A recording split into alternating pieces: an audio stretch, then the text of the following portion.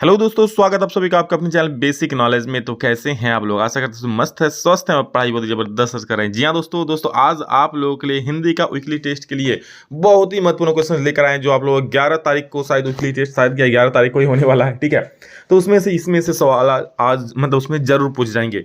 तो चलिए फटाफट से इस वीडियो को शुरू करते हैं, देखते हैं क्या क्या सवाल है जो आप लोगों के एग्जाम में करेगा कमाल। ठीक है, तो चैनल को दोस्तों को जल्दी से कर दीजिए सब्सक्राइब।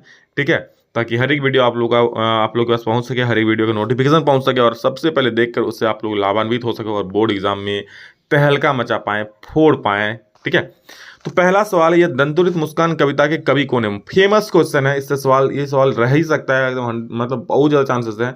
तो यह दंतुरित मुस्कान दोस्तों एक बच्चे की मुस्कान के बारे में यहाँ पर लिखी गई है, कवि ने लिखा है। ठीक है, तो इनका जो कवि है वो है नागार्जुन जी। कौन? नागार्जुन। ठीक है, चलो अगला प्रश्न देखते हैं। अगला सवाल है, इस कविता में व्याख्या का केंद्र बिंदु कौन है? व्याख्या का केंद्र बिंदु कौन है, मतलब किसके बारे में व्याख्या की गई है? तो बच्चे के बारे में व्याख्या की गई है, यानी ऑप्शन नंबर ग सही हो जाएगा। ठीक है, अगला सवाल देखिए क्या बोल रहा है कि कवि मैथिली भाषा में किस नाम से लिखा करते थे? कवि मैथिली भाषा में किस नाम से लिखा करते थे? तो कवि मैथिली भाषा में दोस्तों इसका कहाँ गया, इसका सही उत्तर जो हो जाए यात्री हो जाएगी। कभी मैथिली भाषा में यात्री लिखा करते थे, यानी ऑप्शन नंबर ग बिल्कुल सही हो जाएगा। अगला प्रश्न है, किसकी मुस्कान देखकर हताश और निराश व्यक्ति में आशा का संचार हो जाता है? तो किसका? भाई बच्चे की मुस्कान देखकर। आप लोग देखते हो ना कितना क्यूट क्यूट स्माइल करता है, एकदम एक दो दांत रहता है, मुस्कुराता है एकदम, मतलब मन प्रसन्न हो जाता है। तो घ नंबर इसका सही हो जाएगा।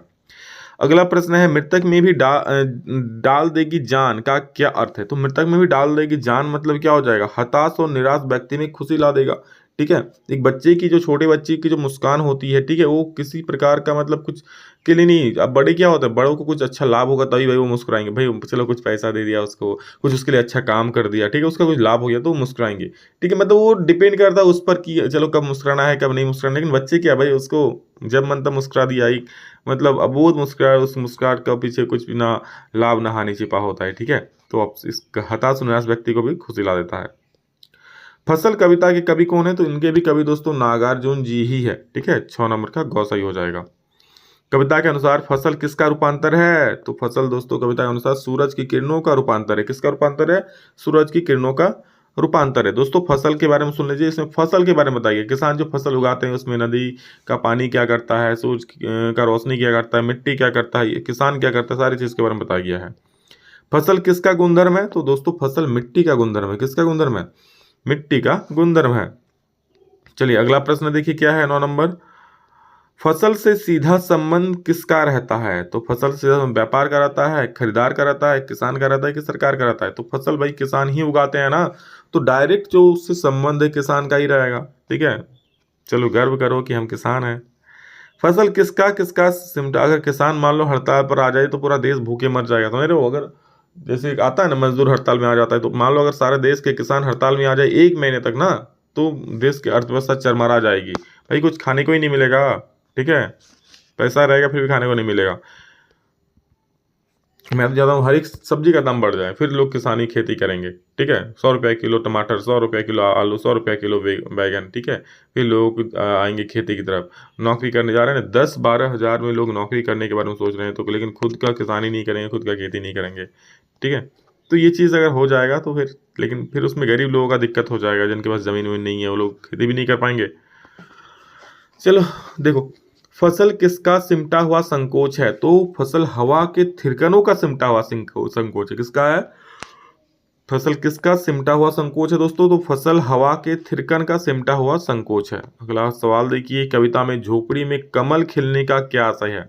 तो झोपड़ी में कमल खिलना भाई, मतलब झोपड़ी में कमल थोड़ी खिलेगा, झोपड़ी में कमल फूल खिलना, अरे झोपड़ी में कैसे कमल फूल खिल जाएगा? तो इसका सही अर्थ होता है गरीबी में भी आनंद होना। मतलब झोपड़ी में तो कोई सोच नहीं सकता कमल फूल खिलेगा। कमल फूल मतलब क्या? एक खुशी वाला बात है। तो गरीबी में भी आप खुश हो, वो उसका अर्थ है झोपड़ी में कमल खिलना। अगला प्रश्न है, कवि को एकटक कौन निहार है? कवि को एकटक कौन देख रहा है? ठीक है, उसकी प्रेमिका तो है नहीं कवि की, तो कौन देखेगा? बच्चा ही देख रहा है ना, बच्चा एकटक उसको देख रहा है, शिशु उसको एकटक निहार रहा है। आप लोग भी देखते हो ना कभी कि बच्चा एकदम एकटक आपकी तरफ देख रहा है और मुस्कुरा रहा है। ठीक है, वो क्या ही पल होता है ना। तो एकटक कौन देख रहा है कवि की तरफ? शिशु देख रहा है, वो नन्हा बालक, नन्हा बच्चा देख रहा है। बच्चे की मुस्कान में किसे पिघलाने की शक्ति है? तो बच्चे की मुस्कान में कठोर व्यक्ति का मन भी पिघला देता है। आप देखते हो ना, जो कठोर व्यक्ति कभी हंसते नहीं है, लेकिन बच्चे के पास अगर बच्चा बच्चा बन जाता है, उल्ले करने लगता है, ठीक है, मतलब एक बच्चा ही बन जाता है, समझ रहे हो? एक बच्चे से कोई भी खेलता है ना, देखना वो भी बच्चा बन के खेलता है, ठीक है। तो यही तो एक बच्चे की अलग पहचान है, समझ रहे हो? वो बच्चा दूसरों को भी अपना बच्चा बना देता है। तो गौ नंबर इसका सही उत्तर हो जाए, कठोर व्यक्ति का मन बिल्कुल पिघला देता है। नन्हे शिशु का शरीर किसकी तरह खिल उठता है? तो बिल्कुल नन्हे शिशु का शरीर कमल की तरह खिल उठता है, यहाँ पर कविता में कहा गया है। तो ऑप्शन नंबर जो ख है इसका परम सत्य उत्तर उत्तर उत्तर हो जाएगा। क्लियर है? अगला सवाल देखिए क्या है कि नन्हा शिशु किसकी ओर एकटक देख रहा है। ये तो मैंने आपको कही दिया अभी, ठीक है। किसकी ओर? कवि की ओर देख रहा है, लेखक की ओर, कवि की ओर देख रहा है, ठीक है। यहाँ पर कवि ही लिखा था ना, एकटक किसकी ओर देख रहा था? कवि की ओर ही देख रहा था। चलो समझ गए। तो ये था दोस्तों कुछ महत्वपूर्ण सवाल। अभी और आएंगे आप लोग हिंदी में सवाल, कुछ व्याकरण पोर्शन से भी आएंगे, देख लेना। सभी को एग्जाम के लिए बहुत ज़्यादा हेल्पफुल होगा, ठीक है। और हाँ दोस्तों, चैनल को सब्सक्राइब अभी तक नहीं किया तो जरूर कर दीजिएगा, ठीक है। चलिए, love you all, thank you all of you. अभी इतना ही, फिर नेक्स्ट वीडियो आप लोग से मिलेंगे, तब तक के लिए जय हिंद, वंदे मातरम।